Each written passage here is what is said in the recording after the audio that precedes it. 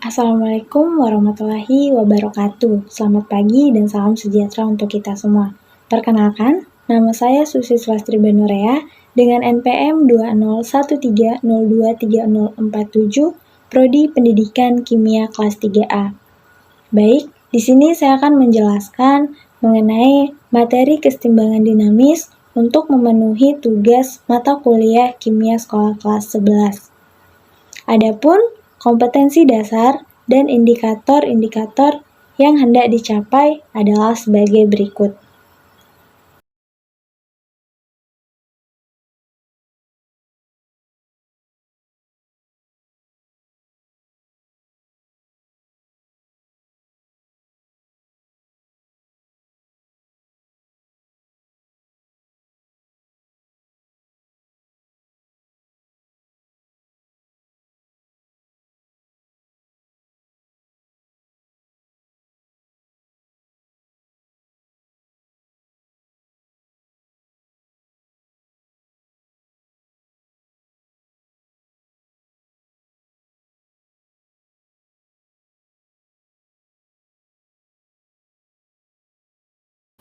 Assalamualaikum warahmatullahi wabarakatuh.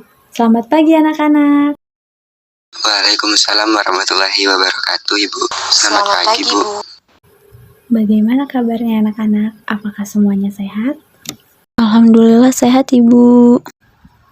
Puji syukur di pagi hari ini kita masih diberikan kesehatan dan kesempatan untuk dapat mengikuti pembelajaran seperti biasanya.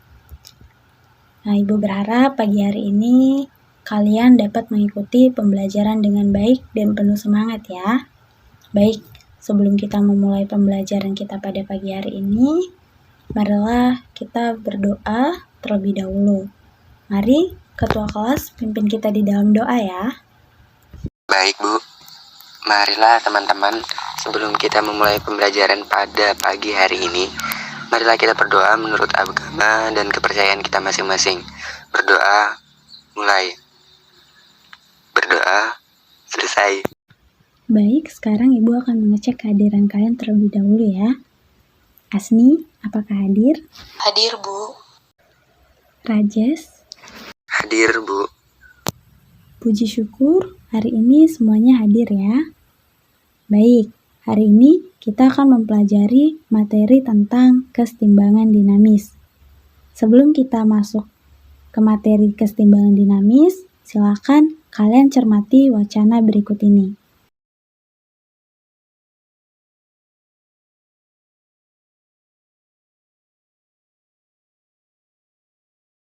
Baik anak-anak, setelah kalian mencermati wacana tadi, apabila ada yang belum kalian pahami, silakan bertanya ya. Izin bertanya Ibu, apakah yang dimaksud dengan reaksi irreversibel, Bu? Baik, akan Ibu perkuat lagi mengenai apa itu reaksi irreversibel. Coba sekarang kalian perhatikan beberapa contoh reaksi irreversibel berikut ini.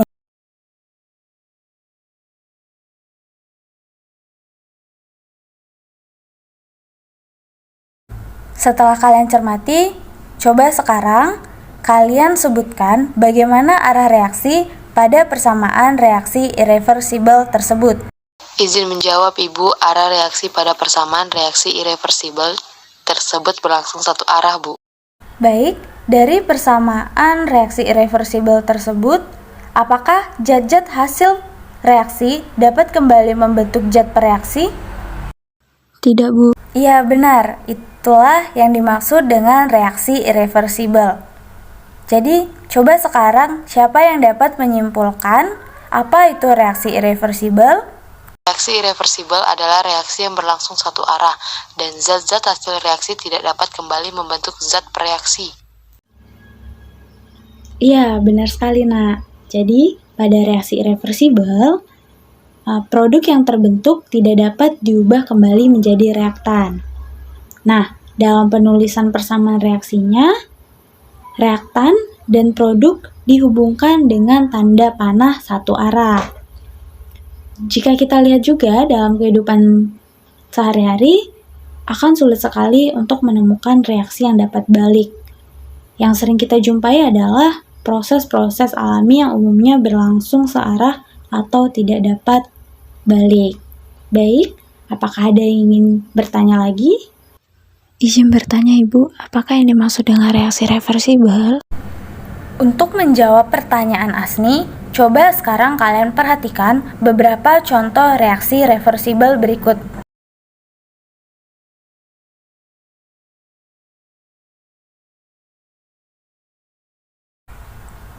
Setelah kalian cermati, coba sebutkan bagaimana arah reaksi pada persamaan reaksi reversibel tersebut. Arah reaksi pada persamaan reaksi reversibel tersebut berlangsung dua arah, Bu. Dari persamaan reaksi reversibel tersebut, apakah zat hasil reaksi dapat kembali membentuk zat pereaksi?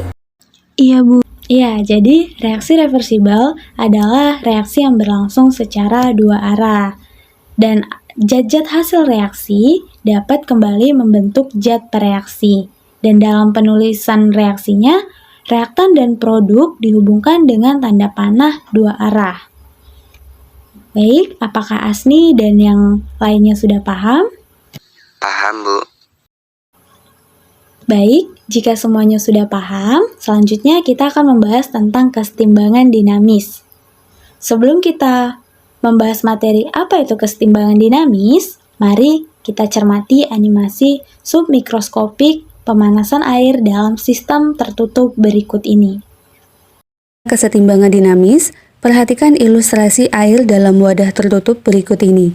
Apabila air dalam sistem tertutup dipanaskan, maka molekul air akan menguap menjadi uap air dengan laju reaksi kita misalkan dengan V1, dan persamaan reaksinya dapat kita tuliskan H2O liquid menjadi H2O gas. Berikutnya, karena sistem yang kita gunakan tertutup, maka uap air yang terbentuk tidak dapat keluar dari sistem dan akan mengembun atau menjadi cair kembali dengan laju reaksi kita misalkan dengan V2, serta persamaan reaksinya dapat kita tuliskan H2O gas menjadi H2O liquid. Nah, kedua reaksi yang ada, yaitu reaksi penguapan dan pengembunan ini, berlangsung secara terus-menerus dan bersamaan, di mana pada awalnya laju penguapan atau V1 lebih besar dibandingkan dengan laju pengembunan atau V2. Setelah mencapai kondisi tertentu, laju penguapan akan sama dengan laju pengembunan. Nah, kondisi inilah yang disebut dengan kondisi kesetimbangan dinamis yang reaksinya dapat kita tuliskan menjadi H2O liquid menjadi H2O gas dengan menggunakan anak panah dua arah seperti ini. Setelah kalian mencermati video tersebut, apakah selama proses pemanasan air dalam sistem tertutup, air yang mengalami penguapan selalu ada? Iya Bu. Lalu, bagaimana dengan air yang mengalami pengembunan? Apakah air yang mengalami pengembunan selalu ada? Iya Bu, selalu ada. Berdasarkan video submikroskopik yang kalian tonton, reaksi pengembunan dan penguapan ini terjadi secara terus-menerus, bukan? Iya Bu. Apakah pergerakan molekul H2O saat mengembun dan menguap terlihat secara makroskopis? Tidak Bu. Nah, dari video yang sudah kalian tonton, coba berikan kesimpulan tentang kesetimbangan dinamis. Kesetimbangan kimia bersifat dinamis, artinya secara makroskopis kita tidak melihat perubahan apapun, sedangkan secara mikroskopis terjadi pergerakan molekul-molekul yang berlangsung terus-menerus, Bu. Iya, jadi kesetimbangan dinamis adalah keadaan di mana reaksi berlangsung secara terus-menerus dan kecepatan membentuk produk sama dengan kecepatan membentuk reaktan, di mana secara makroskopis kita tidak dapat melihat perubahan apapun, sedangkan secara mikroskopis terjadi pergerakan molekul-molekul. Adapun ciri-ciri dari kesetimbangan dinamis, yaitu yang pertama, reaksi bersifat dua arah dan berlangsung secara terus-menerus. Yang kedua, terjadi pada ruang tertutup, serta suhu dan tekanannya tetap. Yang ketiga, laju reaksi ke arah produk sama dengan laju reaksi ke arah reaktan, atau dapat dikatakan juga laju ke kanan sama dengan laju ke kiri. Yang keempat, tidak terjadi perubahan makroskopis atau perubahan yang dapat dilihat, yaitu perubahan yang dapat dilihat secara kasat mata sehingga seolah-olah reaksi sudah selesai terjadi. Tetapi, terjadi perubahan secara mikroskopis, yaitu perubahan pada tingkat partikel yang tidak dapat dilihat secara kasat mata. Nah, secara grafik, konsentrasi produk dari awal reaksi hingga tercapainya kondisi kesetimbangan dinamis dapat digambarkan sebagai berikut. Pada kondisi awal, reaktan dalam kondisi maksimum, sedangkan produk belum terbentuk. Setelah reaksi berlangsung, konsentrasi reaktan akan menurun dan konsentrasi produk akan bertambah, sehingga pada suatu kondisi, konsentrasi produk dan reaktan terlihat konstan, di mana reaktannya tidak mengalami penurunan lagi dan produknya tidak mengalami kenaikan lagi. Nah, kondisi inilah yang disebut dengan kesetimbangan dinamis. Baik, sekarang kalian telah mengetahui tentang kesetimbangan kimia yang bersifat dinamis. Jadi, berdasarkan fasanya, terdapat dua jenis kesetimbangan, yaitu kesetimbangan homogen dan kesetimbangan heterogen. Izin bertanya, Ibu. Apa itu kesetimbangan homogen dan kesetimbangan heterogen, Ibu? Pertanyaan yang bagus, anak-anak. Nah, untuk mengetahui apa itu kesetimbangan homogen dan kesetimbangan heterogen, amatilah persamaan reaksi berikut dengan cermat.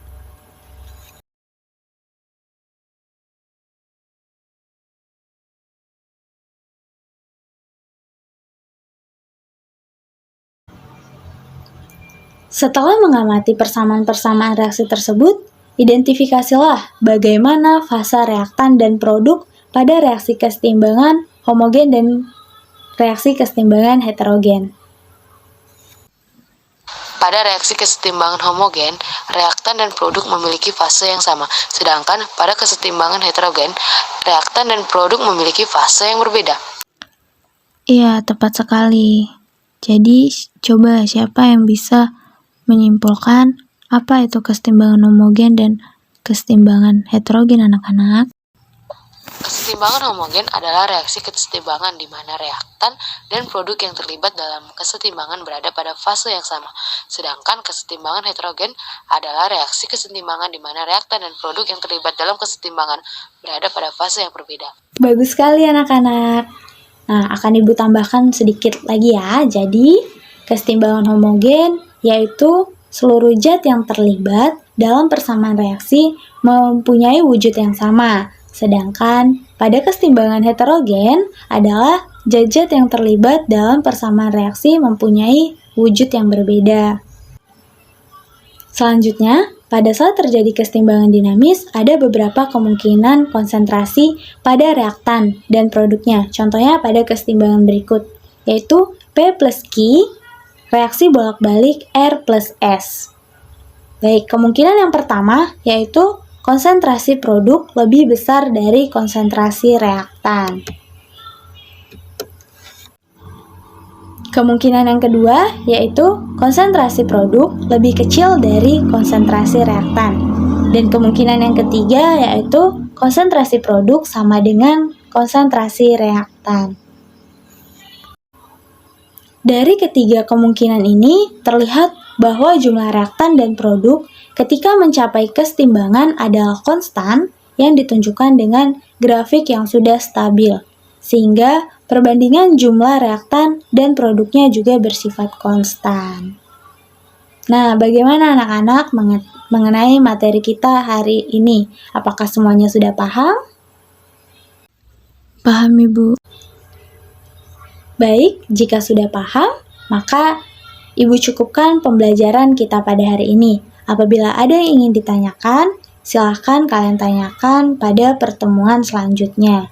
Ibu berpesan, tetap jaga kesehatan dan kalau ingin berpergian kemana-mana, selalu gunakan masker ya anak-anak.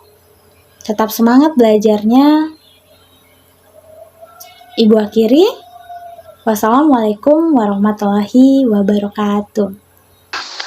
Baik Bu, terima kasih. Wassalamualaikum warahmatullahi wabarakatuh.